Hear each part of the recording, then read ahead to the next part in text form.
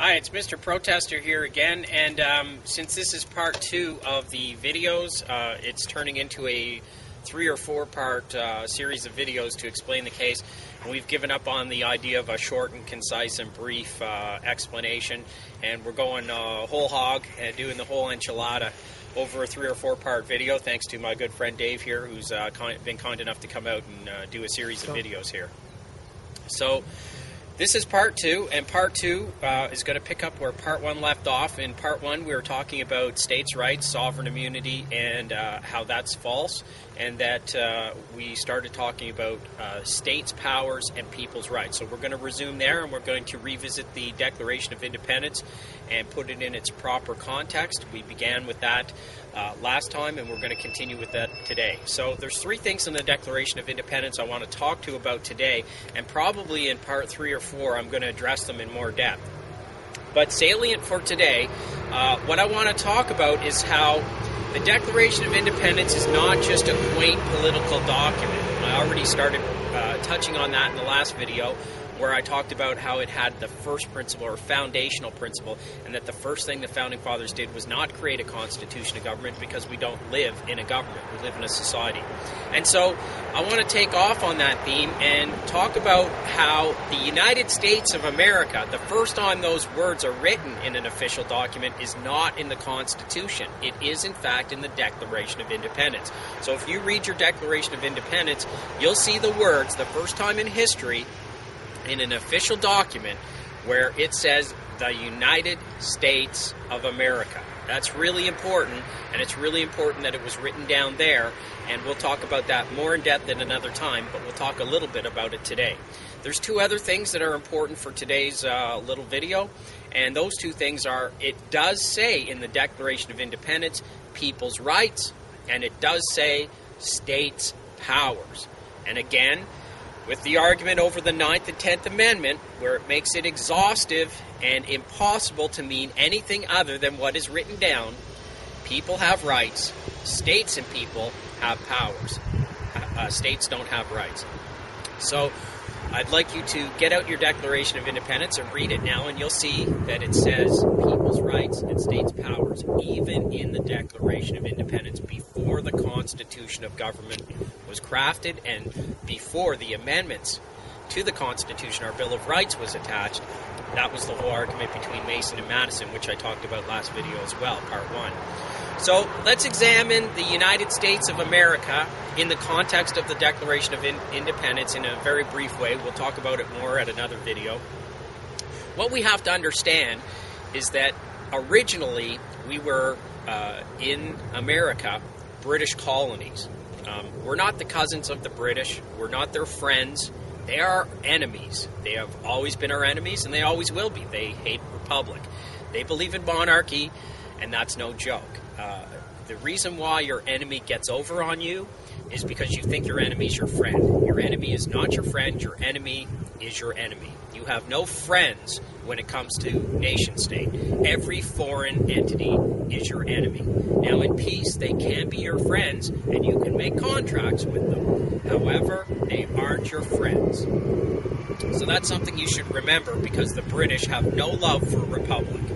Now, when you see the words the United States of America, what you're looking at is you're looking at the end of what began. What began were British colonies. They went through a transfiguration where they became independent states associated with each other, with their common cause, their posterity, their prosperity, and everything else, their life, their liberty, thrown into the pot together, so that they could have mutually assured opportunity to survive as independent states, as opposed to being crushed under the British monarchical armies back in the day during the Revolution. So understand this, that they were colonies that became independent states already in an interrelationship, in an association, which is called the Union. And it was called the United States of America, and that was written down in the Declaration of Independence. And so for people to say that there were states that existed on their own before they became into the Union is completely false. After the Declaration of Independence was written and promulgated throughout the land, the people had to say amen to it. They might have turned around and said, "Who are you clowns, you elitist trolls?" Like I say about the guys today. "What are you doing making a constitution? We just wanted our Articles of Confederation, and you're going on making constitutions and stuff." People didn't say that. They didn't reject the Declaration of Independence. They accepted the Declaration of Independence, and they went to war and spilt their blood in saying amen to it. So, again, the states had already moved from a position of colonies to states that were independent of each other, yet united in an interrelationship, a union called the United States of America. And that was written down in the Declaration of Independence. So that's key, and we'll talk about that later on in more depth, but it's really important for you to get out your Declaration of Independence and see those words and that they were written down there. Now, you've probably already confirmed that the Declaration of Independence also mentions states' powers, and it also mentions people's rights. So that's really important for you to realize, too, that that was already written down in the Declaration of Independence. Okay, so to finish up part 2, what I'm going to do is talk about the difference between the people's powers and the states' rights, and why that's really key.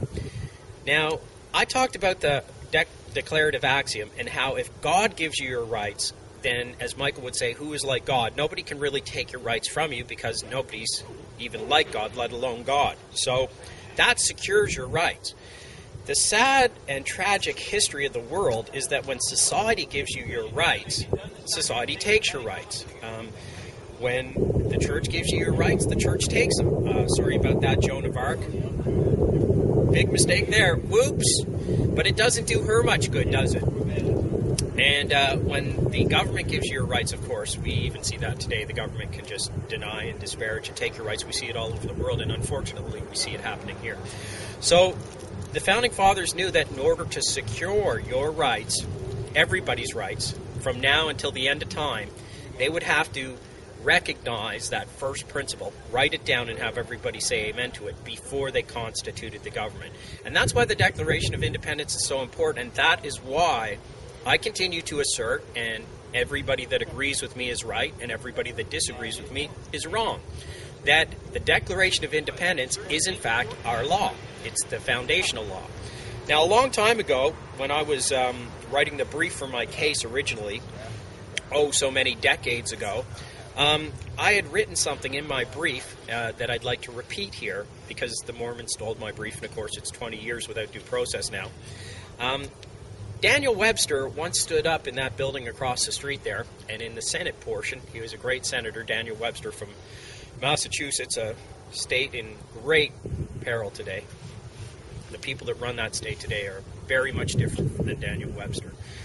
But he stood up in that building over there, and he talked about how when the state, and he meant the Union, the United States, the ship of state, when it starts to flounder, when it's in a tempest, a storm, and it hears the sirens calling it to crash upon the treacherous shoals of the foreign land, that it was our constitutional chart that could help us navigate to safe harbor. And what I'm here to say, and to affirm, really, because the Founding Fathers are really making me look wise here, because all I'm doing is repeating what they did and talking about what they did. I'm here to say and assert and affirm that the Declaration of Independence has a declarative axiom in it, and that's the divine light by which we we interpret these constitutional charter markings to navigate to that safe harbor. So basically, the declarative axiom is the light, a divining light, a light that allows us to divine these markings to make it to safe harbor. And that's the problem with this court. This court's job was to interpret the Constitution. And the Constitution is the powers of government. The rights written down in the amendments are supposed to act as an absolute limit on the powers given to government. We didn't write down all the rights. We just wrote down those rights that were triggered necessarily from the powers given government to act as an uninfringible, absolute stop.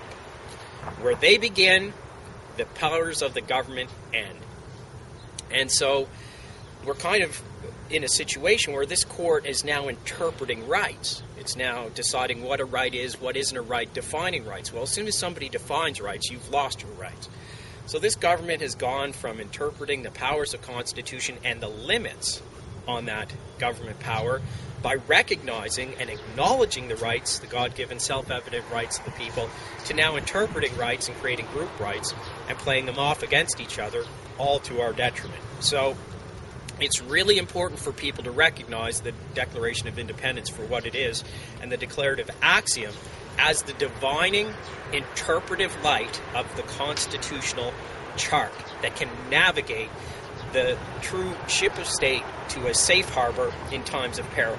And if these guys got that, then instead of interpreting your rights into and out of being, they would be interpreting the powers of the Constitution of the government properly, and they would be using the God-given self-evident rights of man and the declarative axiom as that divining light that could help them in that task. Everything they do should be grounded in that first principle. And if something they do contradicts with that first principle, then what they do should be swept aside. Okay, so that's this video for today, was pointing out how important the difference between powers of government are and people's God-given self-evident rights. In Part 3, we'll talk about the Declaration of Independence more. And in Part 4, we'll finally just focus on the original jurisdiction case so you can understand everything about the original jurisdiction case and maybe take action to help. Thanks.